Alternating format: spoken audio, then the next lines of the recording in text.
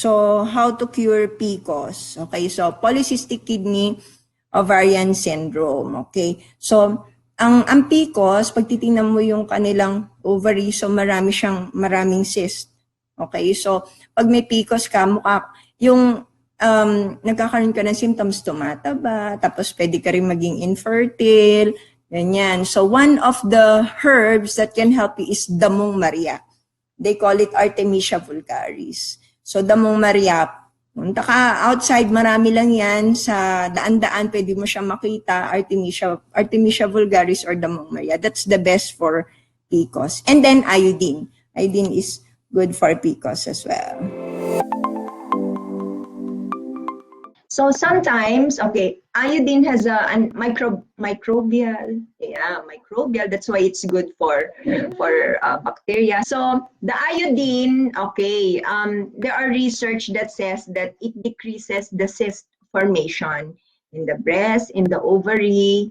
Okay, so it's very important for us to eat a lot of iodine, like in seafoods. But the problem is for us to get the 150 microgram. Ang konti lang, no? It's very tiny, 150 microgram. We have to eat so much seaweeds. Sabi nga nila, it's around, if I'm not mistaken, it's around 4 pounds to 5 pounds, okay, of iodine. And it's very important for cancers of the breast, okay, cancers of the ovary. So kung meron ka niyan, iodine is one of the best mineral that you can take.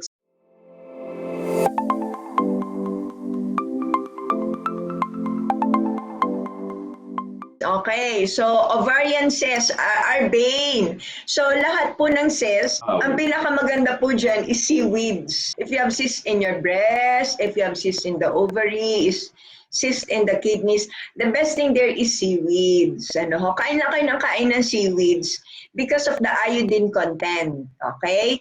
So also, ang pinakamaganda rin dyan is Damong Maria if you have problems in the reproductive system. So nakita nyo ba, di ba? If you're a member of that cancer support group, di ba you see all the masses that are being expelled, ano? So kung diskumpiyado ka kung cancer yon or what I always tell you is to get it, put it in a formalin, o pwede nyo ilagay sa some type of a preservative, okay? And then you send it for histopathologic testing. So para hindi na kayo masyadong naguguluhan. Myoma. Okay, so myoma, it's a benign tumor usually in the uterus. Okay, so ang problem mo dyan is you will have pains, okay, abdominal pains, you will have excessive bleeding. Okay, so if it's too big, then the only course is to have an operation.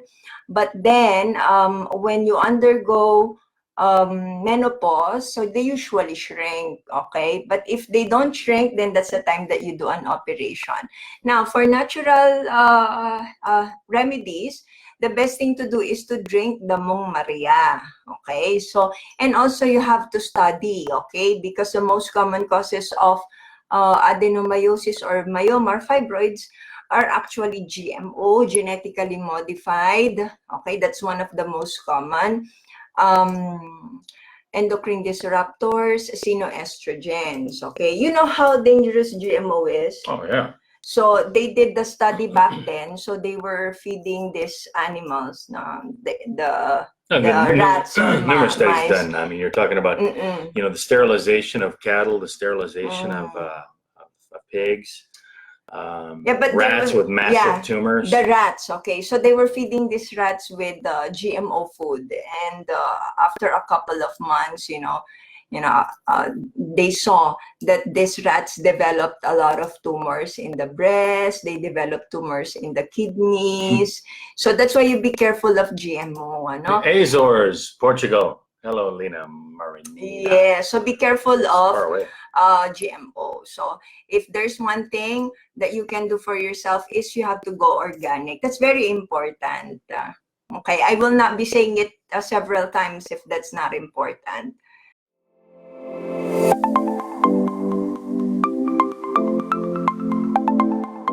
For fibroids, ang pinakamaganda ho dyan, you can use Damong Maria. Okay?